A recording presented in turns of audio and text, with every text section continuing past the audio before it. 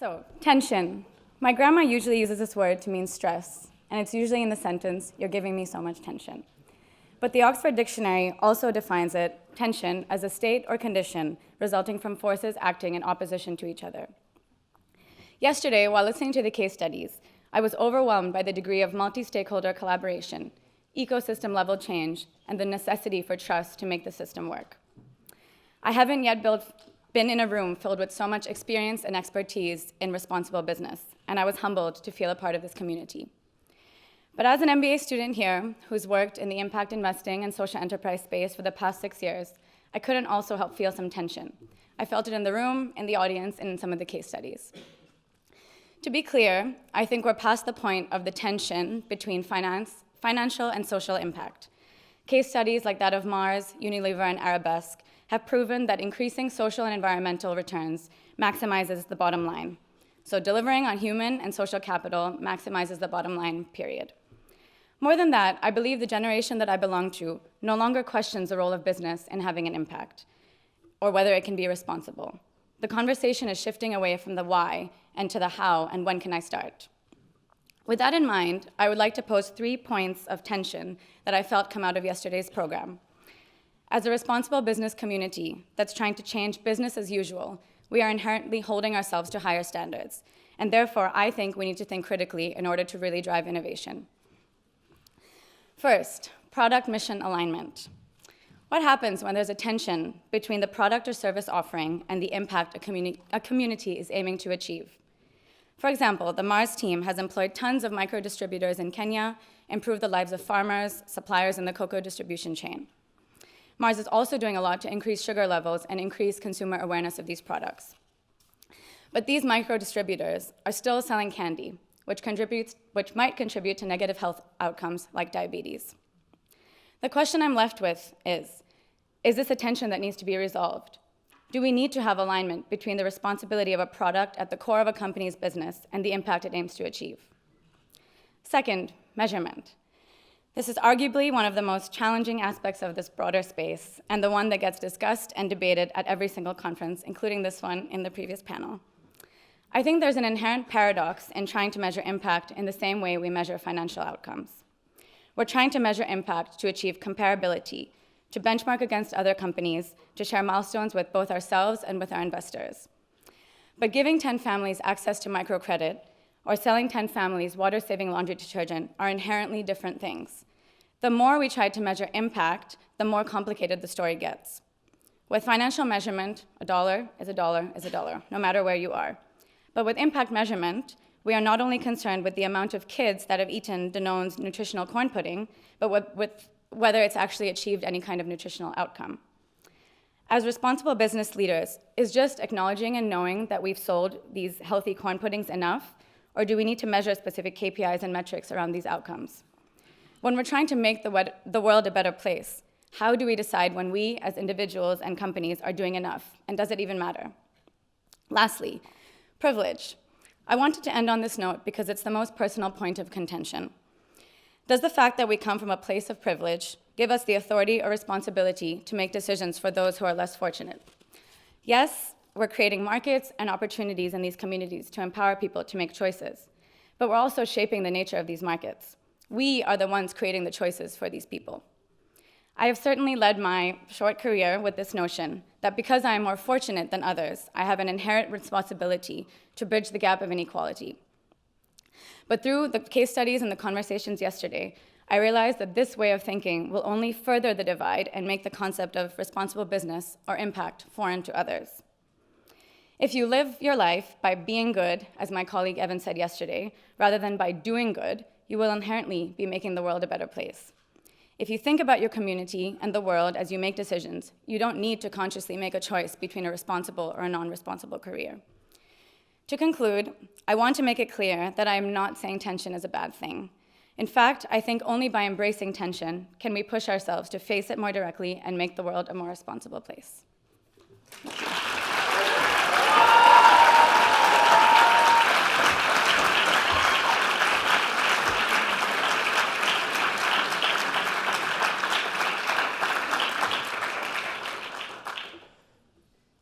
Good afternoon. So there's this pattern that Dean Tufano's used a few times. I'm going to try it again. Good afternoon. Good afternoon. Good afternoon. Good afternoon. Awesome. That's actually really fun. Thank you so much for the opportunity to speak today. I've been asked to give a few reflections on themes that have been coming out of the conference. And I think for me, four main themes arose. The first being that this is a big tent conversation. The second, that none of this is easy. The third, that if not here, then where else? And the fourth, that this is just the beginning. So to start with the first, this is a big tent conversation. At this conference, we've discussed responsible business. And as such, we've heard a variety of examples of responsible business happening. We've heard of an example, corporations finding new ways to embed a more mutual practice in their operation and supply chain. We've seen an investment fund trying to make the impacts of different investment products more transparent. We've heard about the impacts and market opportunities of providing financial access to the poor in India and Sierra Leone. We've even heard from one incredibly passionate social entrepreneur who provides better nutrition to veteran children in Israel. It's easy to feel just a little bit lost within all of these examples. What does a small social enterprise in Israel have to do with the supply chain of a multi-billion-dollar company? One of the difficulties in scaling up impactful models is that often the impact is incredibly contextual. This is a challenge faced for decades by development agencies, NGOs, religious groups, and most recently, impact investors. On the other hand, I propose that there's actually great value in this diversity. At the beginning of the conference, Evan Steiner challenged us that business is both the most beneficial and harmful force in the world today. To reconcile these two, we need to look at what it means to act responsibly in a variety of contexts. We need to replicate and iterate on what we see working across industries. That diversity is important in this audience here today as well. Everyone here comes from different backgrounds, different communities, different occupations, different organizations.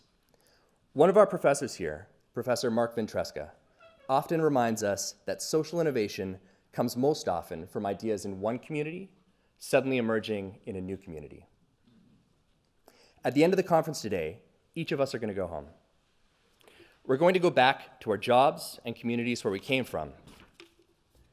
And with luck, the ideas and examples we were exposed to here today will challenge us to think about how we might create a more mutual, impactful, and socially beneficial business in the year ahead. So that's the first theme, that this is a big tent. The second, that none of this is easy. Richard Feynman, the famous US physicist, once said that if you think quantum physics is easy, you don't know anything about quantum physics. I think a similar notion is applicable here. If you think building impactful companies is easy, I bet that you've never done it. Each of the individuals who presented during this conference had to fight for their program or organization to exist. Every speaker today and yesterday is a champion for their cause in the contexts in which they operate. It's worth recognizing this hard work.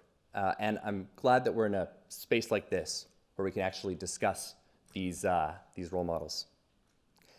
The third theme I want to talk about is that this work is important to the students and community at Saïd Business School. As Pamela Hartigan, director of the School Center, mentioned yesterday, we need to rethink how we teach business in business schools so that the next generation of business leaders are thinking differently about the role they play in society. This shift has already begun here at Saïd, and it's through conferences like the Responsible Business Forum that we continue this conversation. This, as a student, also means being critical of the ideas that we're presented with, turning over in our minds how they might be improved or where they might be vulnerable to critique. And I should say here that in entering this room and being part of this conversations, we're all students here today. This too is important and not easy. It requires vulnerability from the folks that we're questioning. So, as a representative of the student body, I want to take a moment to recognize that vulnerability, both from the audience, for the incredible questions asked yesterday and today, and for the panelists in their strength in being vulnerable to those questions. These kinds of conversations aren't easy, but this kind of critical dialogue is one of the best and oldest ways to grow. As Dean Tufano said yesterday, if we can't have an honest and frank conversation about these topics at Oxford, where else can we have them? I hope in the future that we're able to dig a little bit deeper and dare to ask even more vulnerability from our guests. To ask questions like, where have things failed?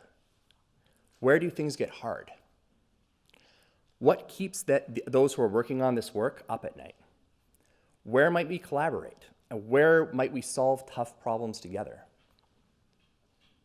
The last theme I wanted to talk about today is that this is all just beginning. To effectively take this conversation forward, we need to have more and deeper conversations around how to tactically build responsible businesses of all types. The overarching theme of this conference, to me, was really a response to the question, can business be responsible?